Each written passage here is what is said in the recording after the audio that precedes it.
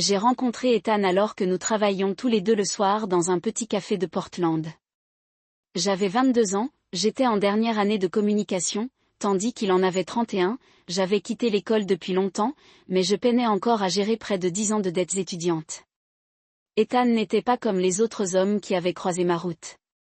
Il n'était ni charmant ni plein de promesses en l'air, mais il y avait quelque chose dans son regard qui me donnait le sentiment d'être vraiment écouté.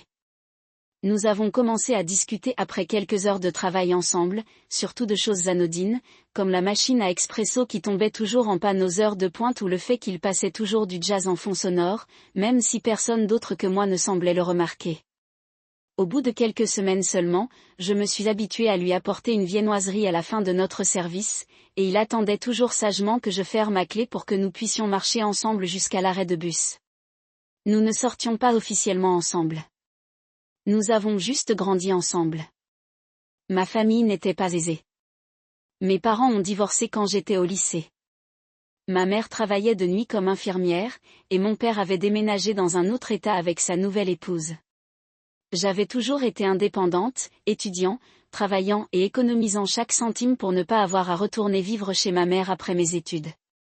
Ethan avait aussi une histoire familiale difficile. Son père était accro aux jeux d'argent, et sa mère se démenait pour payer ses dettes. Il a dit un jour quelque chose qui m'a marqué, « Je n'ai pas peur d'être pauvre. J'ai peur d'être coincé. » Je me souviens l'avoir observé longtemps après ça. Peut-être parce que cette peur me semblait si familière, moi aussi. Après avoir obtenu mon diplôme, j'ai eu la chance de décrocher un emploi à temps plein dans une agence de publicité. Le salaire n'était pas terrible, mais stable. J'ai loué un petit appartement dans la banlieue de Beaverton, pas trop loin du centre-ville, mais suffisamment calme pour que je puisse respirer après de longues journées. Ethan travaillait toujours à temps partiel comme barista et acceptait occasionnellement des missions d'organisation d'événements pour arrondir ses fins de mois. Il m'a dit qu'il n'avait pas fini de rembourser ses prêts étudiants et que, comme ses revenus étaient instables, il ne pouvait pas obtenir un logement décent. Je savais qu'il essayait. Je le voyais aux cernes sous ses yeux après ses nuits de travail. Et c'est peut-être pour ça que je l'ai dit si naturellement. Je ne me suis même pas rendu compte que je lui proposais. « Pourquoi n'emménages-tu pas chez moi un moment ?» Il a hésité, puis a demandé doucement. « Tu es sûr ? Je ne veux pas être un fardeau. Ethan, je n'essaie de sauver personne. Je ne veux juste pas te voir croupir sur des canapés semaine après semaine. » On a emménagé ensemble un après-midi de fin d'automne. Je m'en souviens encore. Il est arrivé avec une valise et 3 cartons de livres. Il a dit, « C'est tout ce qu'il me reste. » Et je n'ai pas dit un mot. Je lui ai juste tendu un cintre. À partir de ce jour-là, j'ai pris en charge la majeure partie du loyer, presque 80%. Ethan a payé le reste et nous avons partagé les charges équitablement. Je lui ai dit de se concentrer sur le remboursement de ses dettes, à condition qu'il m'aide à garder l'appartement propre. L'appartement était petit mais confortable. J'aimais me lever plus tôt que lui pour préparer du café et le laisser dormir. Le soir, je cuisinais pendant qu'il écoutait de la musique, même du jazz. Même fatigué, nous étions paisibles. Il s'asseyait parfois par terre, s'adossait au canapé et me disait, « Je n'aurais jamais imaginé qu'on me donnerait un toit. » Merci. Au début, j'ai cru que c'était temporaire. Je me suis dit qu'Ethan faisait des efforts, qu'il avait juste besoin de stabilité, de quelqu'un qui croit en lui, et qu'ensuite il retrouverait son rythme. Mais 6 mois ont passé, puis 8, et j'ai commencé à me sentir fatiguée. Même si mon travail à l'agence m'empêchait de travailler de 8 heures à plus de 18 heures, c'était toujours moi qui préparais le dîner, faisais la lessive, le ménage, les courses le week-end et payais la majeure partie du loyer. Ethan n'avait toujours pas trouvé de travail plus stable que son boulot de barista à temps partiel en ville, qui ne couvrait que sa part. Je ne m'attendais pas à ce qu'il partage tout équitablement, mais au moins qu'il sorte les poubelles.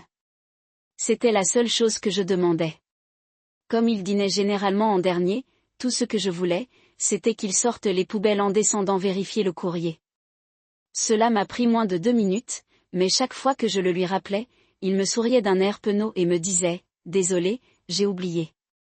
Je le ferai la prochaine fois. » Cette fois-ci, C'était si fréquent que j'avais mémorisé le ton exact de sa voix et la façon dont il haussait les épaules, comme si j'exagérais. J'avais pensé à avoir une conversation sérieuse. Pas des commentaires désagréables après le travail, mais une vraie conversation calme. Alors, un soir, au début du printemps, je lui ai écrit une lettre. Je ne voulais ni le blâmer ni me plaindre. Je lui ai juste confié quelques petites choses qui me blessaient. Que j'avais l'impression de devenir invisible dans mon propre appartement. Que j'avais besoin d'une sorte de partenariat, pas financier, mais de présence émotionnelle, de respect. J'ai laissé la lettre sur la table entre son carnet et la tasse à café qu'il utilisait toujours. Le lendemain matin, elle était toujours là. 3 jours plus tard, je l'ai vue utiliser le carnet pour soutenir un verre d'eau. La lettre avait été pliée et glissée à l'intérieur, jamais ouverte. Je n'en ai pas parlé. Je n'en ai pas écrit d'autres. Je me suis repliée tranquillement sur ma routine, cuisine, ménage, paiement des factures. Ethan rentrait sans cesse, laissant tomber ses chaussures dans le couloir, s'effondrant sur le canapé, télécommande à la main, se plaignant de l'exigence des clients. Cette semaine-là, j'ai dû travailler le samedi, car notre projet touchait à sa fin. J'ai laissé de la nourriture au réfrigérateur et j'ai envoyé un SMS à Ethan pour lui rappeler de la réchauffer avant de manger. Il n'a pas répondu, mais je me suis dit qu'il était occupé. Ce soir-là, je suis rentrée vers 22h, complètement épuisée. J'avais juste envie de m'allonger dans mon lit et de respirer profondément dans un endroit propre. Mais dès que j'ai ouvert la porte, je me suis figée. Des miettes de snack jonchaient le sol. Des canettes de soda roulaient dans le salon. La cuisine sentait comme si quelqu'un avait cuit une pizza et l'avait oubliée au four. La table à manger était un fouillis d'assiettes en carton, de boîtes à biscuits et d'emballages. De nouilles instantanées. Je suis entrée dans la cuisine. De la vaisselle sale débordait dans l'évier. De la graisse maculait le plan de travail. Un énorme sac poubelle était posé près de la porte. Le couvercle s'ouvrit brusquement, des pots de bananes et des mouchoirs en papier se répandirent. Des vêtements mouillés jonchaient la machine à laver, probablement restés là depuis la veille. Je restais plantée au milieu de ce désordre, ne sachant par où commencer. Mes yeux me piquaient, non pas à cause de l'odeur des poubelles, mais à cause de l'impression d'être entrée dans un endroit qui ne me ressemblait plus. Ethan sortit de la chambre, une canette de bière à la main, se grattant la tête. « Oh, tu es rentré ? » J'allais ranger, mais je me suis allongée un moment et je me suis endormie. Il regarda autour de lui et esquissa un sourire paresseux. Oui, c'est un peu le bazar, mais je nettoierai demain. Bon. Je restai immobile. Je suis entrée dans la salle de bain, me suis lavé longuement le visage, puis suis retournée tranquillement à la cuisine et commencé à faire le ménage. Il fallait que cet appartement redevienne un endroit où je puisse respirer. Ethan ne s'approcha jamais. Il se rassit sur le canapé, continuant à regarder le programme sportif. J'entendais la voix du commentateur entre le bruit d'une canette de bière qui s'ouvrait. J'ai réalisé qu'il n'avait peut-être jamais vraiment fait le ménage. Je voyais cet endroit comme ma maison. Ce soir-là, après avoir nettoyé la cuisine et ramassé jusqu'à la dernière miette du sol du salon, j'ai fait face à Ethan, j'ai croisé son regard et j'ai dit de la voix la plus calme que j'avais jamais utilisée. À partir du mois prochain, tu paieras la moitié du loyer, et je ne cuisinerai plus, ne ferai plus la lessive ni le ménage pour toi. Ethan a haussé les sourcils comme s'il venait d'entendre une absurdité. Quoi, a-t-il demandé, les yeux plissés de suspicion. Je ne suis pas ta femme de ménage. Je ne suis pas ta mère. Je suis ta colocataire. Et si tu veux continuer à vivre ici, tu dois partager équitablement les responsabilités. Il a ricané. Ce n'est pas comme si je t'avais jamais demandé de faire ça. Tu ne m'as rien demandé, ai-je répété. Mais tu n'as jamais remercié non plus. Ethan s'est assis, s'est passé la main dans les cheveux. Kingsley, tu exagères. Ma mère faisait tout pour mon père et elle ne se plaignait jamais. Je me suis figée. Cette phrase m'a fait l'effet d'une douche froide. Les femmes ne sont pas nées pour hériter de quelqu'un. Les corvées de la mère d'un autre. Sans un mot, je suis allée dans ma chambre, j'ai fermé la porte et j'ai dressé une liste de choses à faire. Une liste qui ne le concernait pas. Le nom d'Ethan n'y figurait nulle part. À partir de ce jour, j'ai changé. Je me suis levée tôt, j'ai préparé le petit déjeuner rien que pour moi et j'ai laissé la cuisine impeccable à chaque fois que je l'utilisais. J'ai acheté un petit panier à linge rien que pour moi pour que mes vêtements ne se mélangent pas à sa pile incessante. J'ai même installé une petite serrure numérique sur la machine à laver. J'étais la seule à connaître le code. Au début, Ethan a cru que je boudais. Il n'a pas levé le petit doigt, a laissé ses chaussettes mouillées sur le canapé, sa vaisselle sale dans l'évier, et a attendu que je cède comme avant. Mais je n'ai pas bougé. Quand il a demandé, « Tu ne cuisines rien ?» J'ai répondu, « J'ai déjà mangé. » Quand il a froncé les sourcils en voyant ses vêtements froissés, « Où est ma chemise blanche ?» J'ai juste dit, « Elle n'est pas à moi. » Une fois, il était en retard au travail parce qu'il je n'ai pas trouvé une seule paire de chaussettes propres. Je l'ai regardé courir dans l'appartement en tirant sur ses cheveux, en jurant, puis en me regardant comme si j'étais la cause de son effondrement.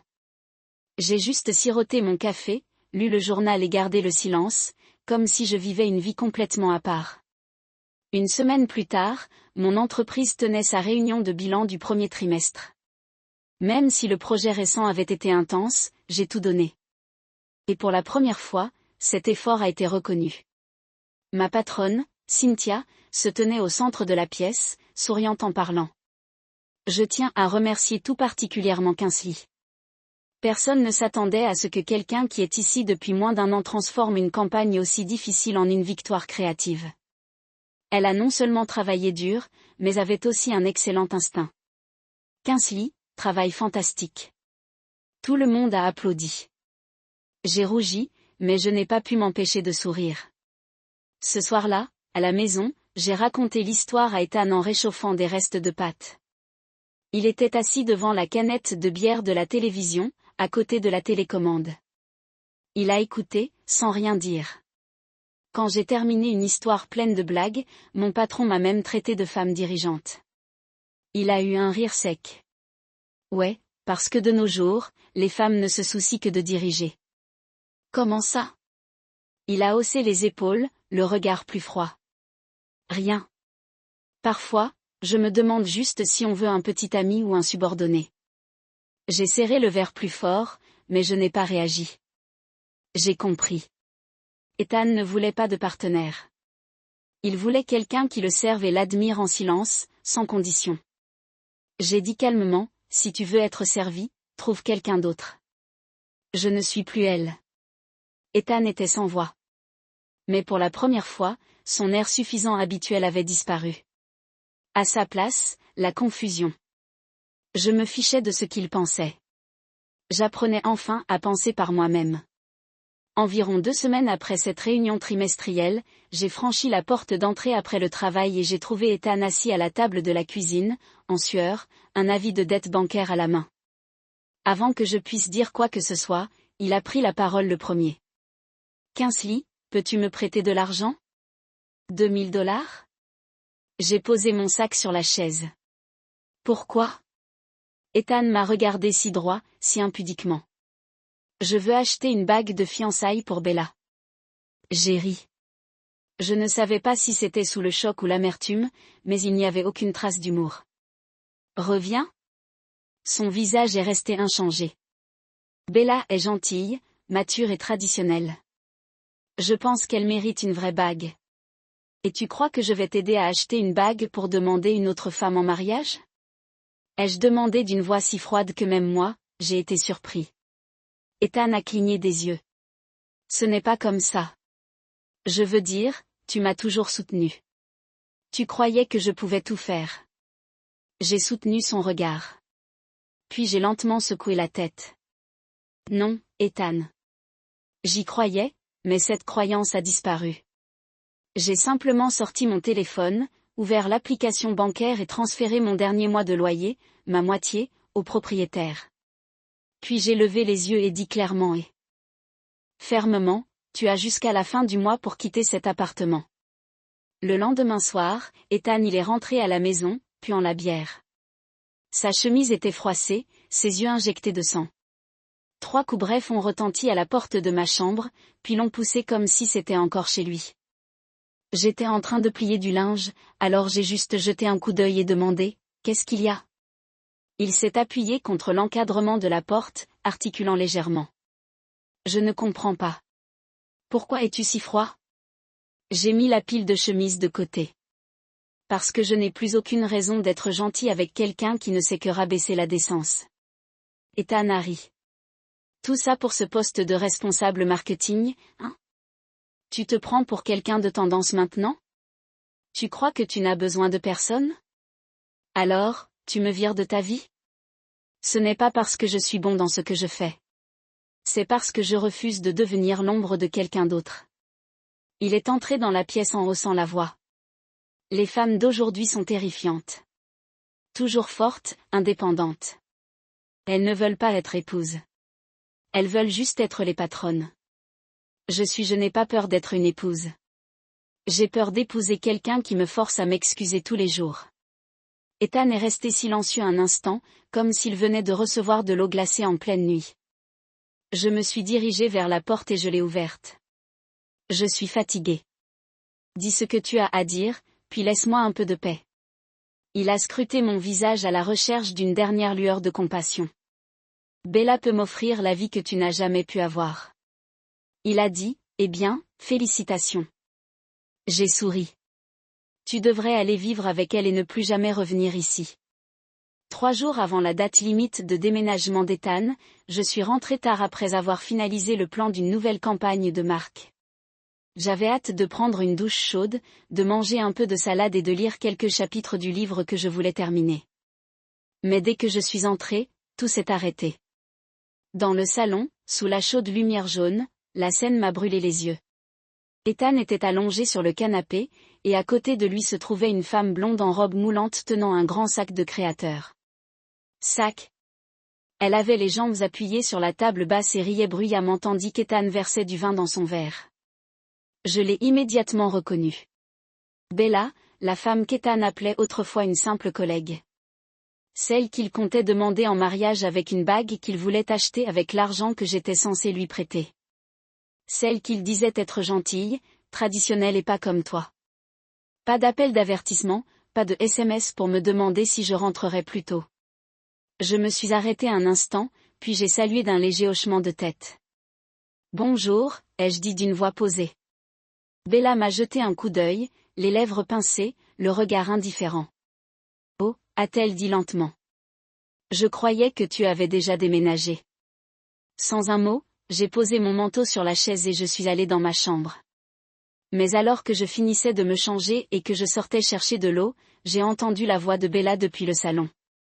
Sérieux? Je ne comprends toujours pas pourquoi tu as vécu avec quelqu'un comme ça pendant 2 ans. Le rire d'Ethan a retenti.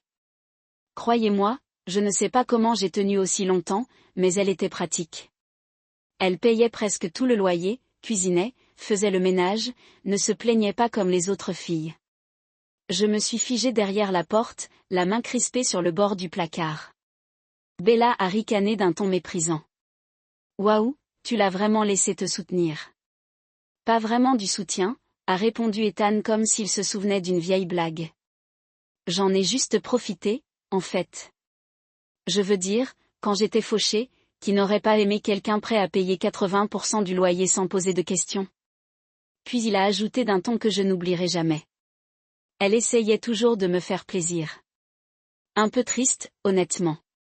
Mais elle n'avait aucune étincelle.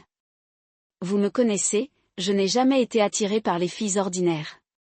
Je suis restée immobile. Non pas par surprise, mais parce que ses paroles confirmaient tout ce que je soupçonnais depuis longtemps. On s'était servi de moi. Pas seulement pour l'argent, mais pour ma confiance. Je ne suis pas partie. Je ne les ai pas affrontés. Je suis retournée dans ma chambre, j'ai ouvert le tiroir en silence et j'ai sorti un vieux sac poubelle que j'avais gardé pour me débarrasser du désordre. Une par une, j'ai enlevé toutes les photos des murs. Ces instantanés que je croyais réels. J'ai effacé tous les souvenirs, comme si j'ôtais un masque que j'avais porté trop longtemps. J'ai fixé le mur blanc nu devant moi et j'ai su que je venais de tourner la page. Fini la moitié du chemin. Fini l'égoïsme indulgent déguisé en amour. Ethan pouvait rester assis là avec son vin et sa nouvelle copine, mais moi, je ne laisserais pas tout cela se terminer en silence. J'ai commencé à élaborer un plan minutieusement, d'une manière qu'Ethan n'aurait jamais imaginée. 2 mois après son départ, j'avais repris mon rythme. Fini les canettes de bière qui éclataient après le travail. Fini l'évier rempli de vaisselle inutilisée. Fini les escaliers vides qui traitaient mes efforts comme une obligation. L'appartement était devenu un petit monde tranquille que je n'aurais jamais imaginé aimer autant. Mais un mardi soir, en entrant dans le hall de l'appartement et en vérifiant ma boîte aux lettres, je trouvai une enveloppe ivoire bordée d'or. Au recto figuraient les noms de 2 personnes que je ne souhaitais plus jamais revoir, Ethan Brooks et Bella Ashford. Elle s'attarda sur le seuil, serrant l'enveloppe avec ses doigts, puis l'ouvrit une fois à l'intérieur. C'était un faire-part de mariage, richement décoré et extravagant, indiquant clairement que la cérémonie aurait lieu dans une résidence de la banlieue de Lake-Wago, un endroit où seules les familles aisées pouvaient se permettre d'organiser un événement. Mais ce qui me figea, ce ne fut pas l'invitation elle-même. C'était le mot manuscrit en haut à gauche. Tordu, mais sans équivoque. Kingsley, tu devrais venir voir la vie que j'étais censé avoir. Je la relus, encore et encore, non pas parce que je n'en croyais pas mes yeux, mais parce que je n'arrivais pas à croire que quelqu'un puisse être aussi mesquin. Un faire-part de mariage n'était pas fait pour partager la joie, mais pour étaler, piétiner, crier victoire. Je tenais la carte à la main, fixant cette ligne comme si c'était la dernière goutte qui faisait pencher la balance. Mais au lieu de m'énerver, j'ai ri. Ethan était toujours Ethan, toujours persuadé que changer de chemise et sa petite amie pourrait combler le vide qui l'envahissait. J'ai posé l'invitation, ouvert mon ordinateur portable et commencé mes recherches. Bella Ashford. Son Instagram était toujours public. Rien d'étonnant pour quelqu'un qui aimait se la péter. J'ai fait défiler rapidement des photos soigneusement filtrées. Soirée énologique, arrivée à l'hôtel. Puis je me suis arrêtée sur une série de photos datant d'il y a 7 mois. L'homme à côté de Bella sur ces photos s'appelait Jack Carson. Paul, un sourire bienveillant, des yeux sincères. Dans l'une des légendes, Bella avait écrit « 7 ans avec une seule personne ». Mais la photo s'est soudainement arrêtée et Jack a disparu de toutes les publications suivantes. J'ai ouvert Facebook, cherché son nom complet et je l'ai trouvé. Une simple photo de profil, un homme ordinaire, rien de tape-accent grave-l'œil, rien de faux. J'ai envoyé une demande d'ami, à ma grande surprise, il l'a acceptée. 10 minutes plus tard, j'ai envoyé un message court et sincère. Désolé si c'est étrange. Je suis Kingsley, l'ex d'Ethan. Je sais que tu es sorti avec Bella. Je voulais juste te demander quelque chose. Le message a été lu 2 jours plus tard. Mais quand il a répondu, j'ai relu chaque mot encore et encore. Salut Kingsley. Oui, je suis Jack. J'ai été avec Bella pendant près de 10 ans, et je n'aurais jamais imaginé qu'elle puisse me tromper jusqu'à ce que je la voie avec Ethan dans ma voiture. On a continué à discuter. Chaque message de Jack me donnait une image plus complète, non seulement de Bella, mais aussi de choses que je n'avais jamais osé croire auparavant. Bella m'avait trompé plus d'une fois, et la dernière fois, c'était avec Ethan. Alors qu'elle et Jack vivaient encore ensemble. Tu es la 2e personne qu'il piétine, ai-je répondu, et maintenant ils pensent pouvoir recommencer à leur mariage. Jack est resté silencieux un moment, puis a demandé, tu y vas? Oui, mais je ne veux pas y aller seul. J'ai pris une grande inspiration et j'ai envoyé un dernier message. Veux-tu être mon invité? La bulle de saisie apparut. 1 minute, puis 2. Finalement, il répondit, je viens. Non pas pour se venger, mais pour les regarder dans les yeux et leur faire savoir que nous ne sommes plus ceux qui restent. Cet après-midi-là, le soleil de l'Oregon brillait d'un éclat doré, éclairant les rangées de chaises recouvertes de soie blanche au bord du lac. Le mariage avait lieu en plein air, dans une luxueuse demeure autrefois citée dans un magazine d'architecture pour son élégance américaine classique. Le violon jouait un air de mariage familier tandis que Jack et moi franchissions le portail, sans nous tenir la main, mais parfaitement synchronisés. Dès notre entrée, j'ai senti le changement dans l'air. Des regards curieux se tournèrent vers nous, des murmures s'élevèrent entre les flûtes de champagne et les rires gênés, mais je m'en figeais. Et Jack, lui, marchait comme s'il était à sa place. Ethan me vit le premier. Il se tenait près de l'arche, serrant la main de parents éloignés lorsqu'il se figea. En une fraction de seconde, son regard se posa sur Jake. Et je le vis clairement. Son visage pâlit, ses mâchoires se crispèrent, ses mains serrant si fort le carton d'invitation qu'il faillit le froisser. Mais il ne pouvait rien faire. Pas maintenant. Pas devant près de 200 invités, dont beaucoup étaient des associés de la famille de Bella. Ethan se détourna simplement, les lèvres pincées. Et je savais qu'il ravalait une rage qu'il ne pouvait cracher. La cérémonie commença quelques minutes plus tard. Tandis qu'une douce musique emplissait l'air, les invités se levèrent, prêts pour l'entrée de la mariée. Bella apparut dans une magnifique robe blanche, le bras passé autour de celui de son père, avançant d'un pas gracieux le long de l'allée fleurie. Son regard parcourut la foule, puis se posa sur moi. Et Jake? Les yeux de Bella s'écarquillèrent, comme si elle n'en croyait pas ses yeux. L'espace d'un instant, elle hésita. Sa prise sur le bras de son père se resserra. Puis, peut-être poussée par le regard d'Ethan au bout de l'allée, elle s'avança, mais la confusion ne quitta jamais son visage.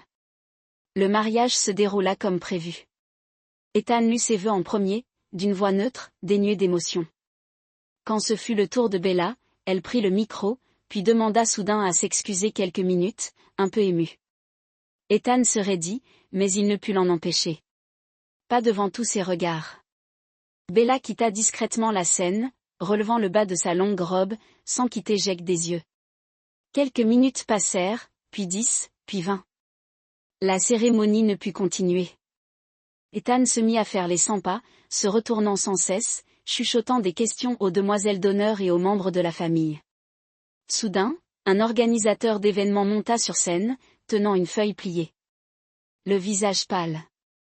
Il murmura quelque chose au DJ et la musique s'arrêta instantanément. Le silence se fit. L'organisateur prit la parole, la voix légèrement tremblante. Excusez-moi pour l'interruption, mais la mariée a laissé une lettre adressée à toutes les personnes présentes aujourd'hui. Un murmure parcourut la salle. Il déplia la lettre et commença à lire à voix haute. À Ethan et à tous ceux qui ont pris le temps d'être ici aujourd'hui, je sais que je vous dois une explication.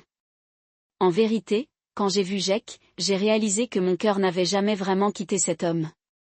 J'ai commis une erreur, laissant des émotions passagères et de l'admiration obscurcir mon jugement.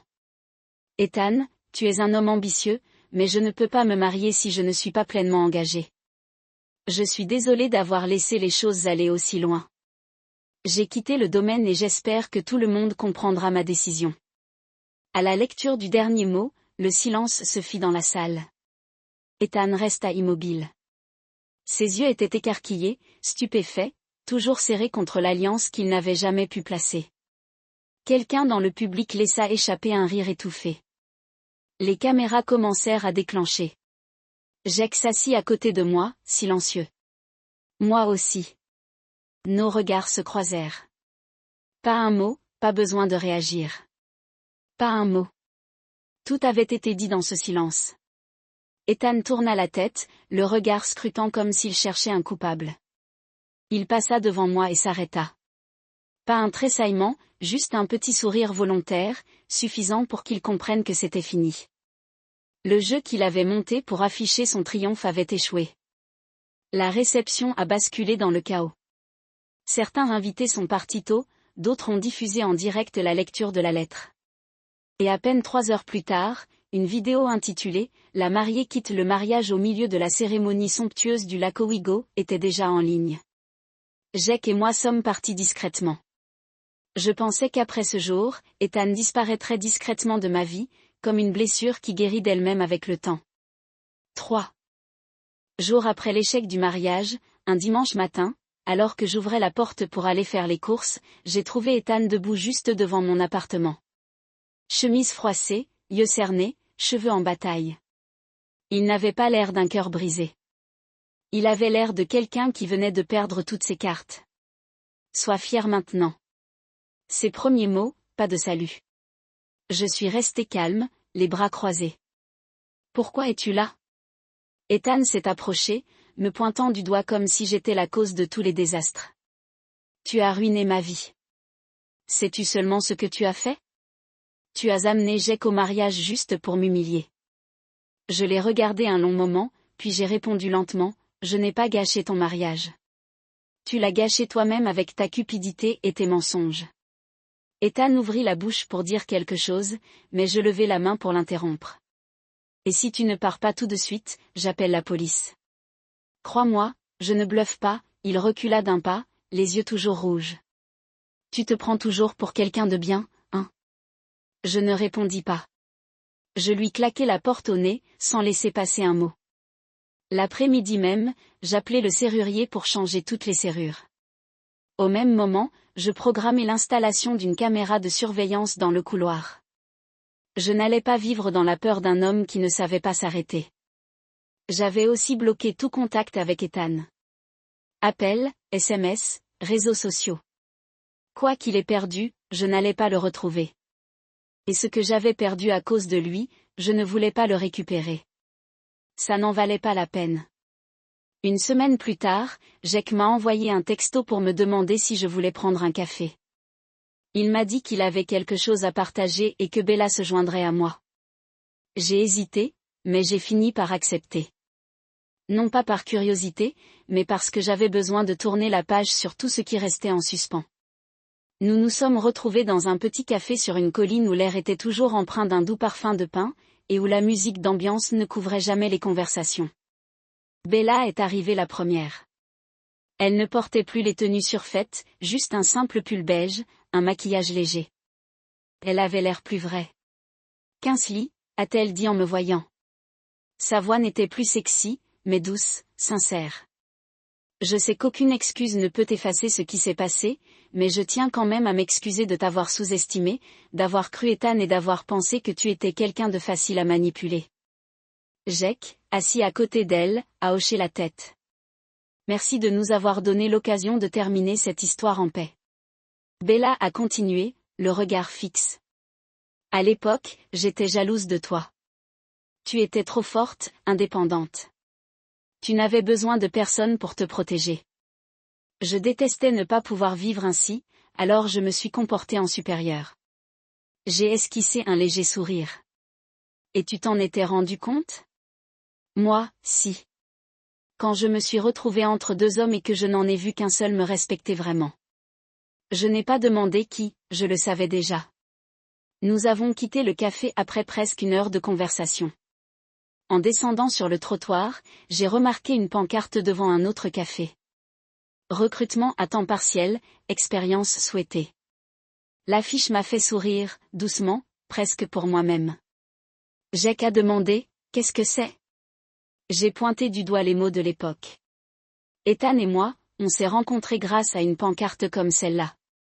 Un café, un travail à temps partiel et une fille idiote qui pensait d'avoir besoin de moi. Jake a ricané doucement. Et maintenant? J'ai serré mon manteau plus fort, j'ai pris une grande inspiration. Je n'ai plus besoin d'être nécessaire pour me sentir vivante. Je vis à ma guise maintenant. Et je savais qu'après tout ça, je n'étais plus en colère. Mais je n'avais aucune envie d'être à nouveau liée à eux.